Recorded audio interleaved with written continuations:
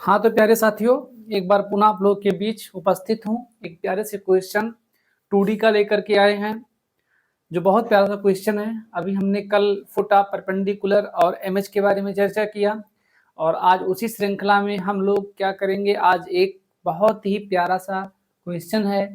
कह रहा है if two vertices of an equilateral triangle is 1, 7 and 3, 5, then find coordinate of third vertex of triangle.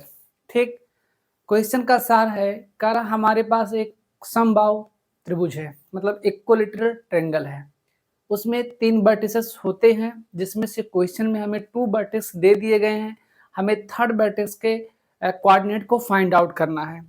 तो आइए चलते हैं। पहले हम इसमें सब्जेक्टिव बताएंगे, और अगले वीडियो में मात्र 1 मिनट में बाय ट्रिक से हम इसको ऑब्जेक्टिव में लगाएंगे। ठीक, तो आइए चलते हैं। सबसे पहला चीज, हम एक ट्रायंगल ड्रा कर लेते हैं। ठीक, वो होगा इक्विलेटरल। ठीक, तो आइएगा, हमारे पास क्या है, ये एक इक्विलेटरल ट्रायंगल है। ठीक, अब इसमें 3 वर्टिसेस हैं, जो कि हमने बना दिया, ए, बी और सी, जिसमें से हमें इन 2 वर्टेक्स के कोऑर्डिनेट क्वेश्चन में गिवन डेट है, और वो कितना है 1, 7, और दूसरा कितना है 3, 5, और हमें क्या करना है, एक एक कोऑर्डिनेट को फाइंड आउट करना है। तो बहुत आराम से, बहुत ही इंपॉर्टेंट क्वेश्चन है। ऐसे क्वेश्चन हमारे प्रतियोगी परीक्षाओं में पूछे जाते हैं विशेष तौर पर, जिसमें से आपको फंसा सकता है।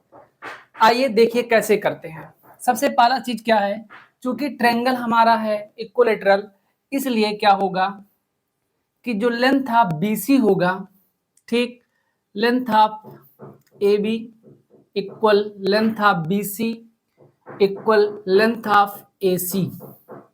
ठीक, तो जो लेंथ ए बी का होगा वही लेंथ बी सी का होगा, और वही लेंथ हमारा क्या होगा, ए सी का होगा, क्योंकि वो इक्विलेटरल ट्रायंगल है। ठीक, तो अब हम क्या करेंगे, ये कितना आएगा 3, ठीक है ना, 3 है, x1 y1 x2 y2, distance between 2 points क्या होगा 3 - 1 कितना होगा 2 होगा, 2 का स्क्वायर 4 होगा, और 5 - 7, ठीक, -2 होगा, -2 का स्क्वायर कितना हो जाएगा +2 हो जाएगा। तो इस प्रकार से हो जाएगा 4 और 4 कितना हो जाएगा 8, और 8 का अगर करेंगे तो ये हो जाएगा 2√2। इतनी बात हो गई, मतलब हमने इस ट्रायंगल के लेंथ को फाइंड आउट कर लिया। ठीक है ना, तो इसको हम पहले ऐसे कर लेते हैं, इक्वल ए इक्वल 2√2 आ गया। अब इसके बाद हम क्या करते हैं, दूसरा काम हम क्या करने वाले हैं, एक हम मीडियन ड्रा करते हैं। तो इक्विलेटरल ट्रायंगल की एक प्रॉपर्टी होती है कि जो मीडियन होता है ना, वो जो ये साइड है वो इसका ये मिड पॉइंट होगा। ठीक, और साथ ही साथ इस पर क्या होगा, परपेंडिकुलर होगा। तो M is the mid point of BC, then coordinate of point M is कितना हो जाएगा 3 + 1 4, 4 का हाफ कितना होगा 2 हो जाएगा, और 5 + 7 12, 12 का हाफ कितना होगा 6 हो जाएगा। तो इस प्रकार से जो M का कोऑर्डिनेट आएगा 2, 6 आएगा। कैसे निकाले, x1 y1 x2 y2 x1 + x2 3 + 1 4, 4 का हाफ कितना होगा 2 होगा, 5 + 7 12 होगा, 12 का हाफ कितना हो जाएगा 6 हो जाएगा। ठीक, अब आइएगा, नाउ स्लोप ऑफ BC। अब हम BC का स्लोप निकालेंगे। कैसे, 2 पॉइंट अगर गिवन डेट होता है तो स्लोप क्या होता है y2 - y1 y2 minus y1, y में x2 माइनस x1, इस प्रकार से 5 माइनस 7 और फिर 3 माइनस 1 कितना हो जाएगा 5 माइनस 7 माइनस 2, 3 माइनस 1 2। इस प्रकार से स्लोप ऑफ BC का हो जाएगा कितना आपके पास -1 हो जाएगा। इतनी बात हो गई। BC का स्लोप निकल आया। अब आते हैं, चूंकि AM is the perpendicular of BC, therefore slope of AM will be कितना हो जाएगा 1 हो जाएगा। हमने AM का स्लोप निकाल लिया, दैट इज tan थीटा हमने निकाल लिया। कितना निकाला 1। दिस एम्प्लाइज थीटा कितना हो गया 45 डिग्री।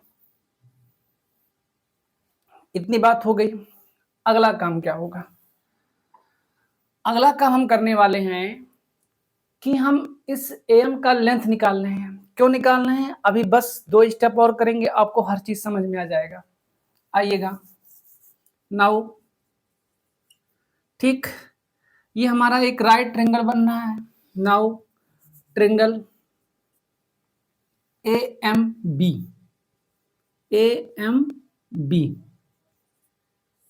AMB में हमें BM का लेंथ पता है, AB का लेंथ पता है, AM का लेंथ नहीं पता है। तो उस सिचुएशंस में क्या हो जाएगा, AM का स्क्वायर हो जाएगा, ठीक है ना, हाइपोटेनियस का वर्ग मतलब AB square minus base BM square. ठीक, अब आइए AB सपोज करिए A है तो A स्क्वायर माइनस BM कितना होगा, अगर ये A होगा तो ये A/2 होगा तो A स्क्वायर बाई 4 होगा। 4A square minus A square 3A square by 4। ठीक, इतनी बात हो गई। दिस एम्प्लाइज AM इक्वल कितना होगा, रूट ले लेंगे तो √3A स्क्वायर A बाई में 2। दिस एम्प्लाइज √3 A कितना है, A हमारा जो साइड है वो निकल करके आया 2√2 बाई में कितना है 2। इस 2 से 2 का खेला खत्म। दिस एम्प्लाइज हमारे पास जो AM आया वो आया √3 √2 रूट में 6। हमने इस AM का डिस्टेंस फाइंड आउट कर लिया। अच्छा, AM के कोऑर्डिनेट को यहाँ पर मेंशन कर देते हैं। जो M का कोऑर्डिनेट आया है वो 2,6 आया है। एक स्टेप और बाकी है, आइएगा देखते हैं, बड़ा इंपॉर्टेंट है। कॉन्सेप्ट पहले सीख लेते हैं। कॉन्सेप्ट ये कहता है कि अगर हमारे पास कोई 2D हो जिसमें से ये x एक्सिस है और ये y एक्सिस है, अगर कोई लाइन x एक्सिस के साथ, अगर कोई भी हमारे पास लाइन हो जो x एक्सिस के साथ थीटा एंगल पर इंक्लाइंड हो, झुका हुआ हो, और उसी रेखा पर, उसी लाइन पर कोई पॉइंट हमारा गिवन डेट हो, ठीक है ना। कॉन्सेप्ट क्या कर रहा है, कोई लाइन ऐसा है जो x एक्सिस के साथ थीटा एंगल पर झुका हुआ है, उस लाइन पर कोई पॉइंट गिवन डेट है और उस पॉइंट से कुछ डिस्टेंस पर एक दूसरा पॉइंट है। सपोज करिए वो पॉइंट Q है। कितना है, Q है। आप चाहे जहां मान लीजिए, हम यहां मान लेते हैं ये एक पॉइंट है Q और इससे ये जो है R डिस्टेंस पर है। इस पॉइंट P से जो Q है वो R डिस्टेंस पर है और हमें इस Q का कोऑर्डिनेट निकालना है। तो ये, ठीक है ना, R डिस्टेंस पर इधर भी हो सकता है और ये इस लाइन पर इधर भी हो सकता है। इसे हम Q डैश मान लेते हैं। ठीक, ये भी हमारा इससे R डिस्टेंस पर है। तो Q या Q डैश का जो कोऑर्डिनेट होता है ना, वो होता है x1 plus minus R cos theta, फिर दूसरा y कोऑर्डिनेट होता है y1 plus minus R sin theta. अब ध्यान दीजिएगा, ये कॉन्सेप्ट हम अप्लाई करने वाले हैं। ये जो आपको दिख रहा है ये एक लाइन AB है जो दिख रहा है कि 45 एंगल पर झुका हुआ है, और इस पॉइंट से कुछ डिस्टेंस पर, वो डिस्टेंस √6 डिस्टेंस पर हमें इस पॉइंट का कोऑर्डिनेट निकालना है। तो उसके लिए क्या होगा, ध्यान दीजिएगा। नाउ कोऑर्डिनेट ऑफ ए क्या है, इस इक्विलैटरल ट्रायंगल का ये थर्ड वर्टेक्स है जो कि हमें फाइनली फाइंड आउट करना है। तो इसके लिए क्या होगा, हमने फार्मूला आपको बताया, x1 के जगह पर कितना है, यहाँ पर अगर देखा जाए x1 के जगह पर 2 है और y1 की जगह पर कितना है, 6 है। r के जगह पर कितना है भैया, r का मतलब है am, ठीक, वो है √6, और cos थीटा, ठीक है ना, थीटा कितना है 45, तो cos 45 का मान कितना हो जाएगा, cos 45 का मान 1/√2 एंड sin 45 डिग्री का मान कितना हो जाएगा, वो 1/√2 हो जाएगा। ठीक, ये चीज हो गया।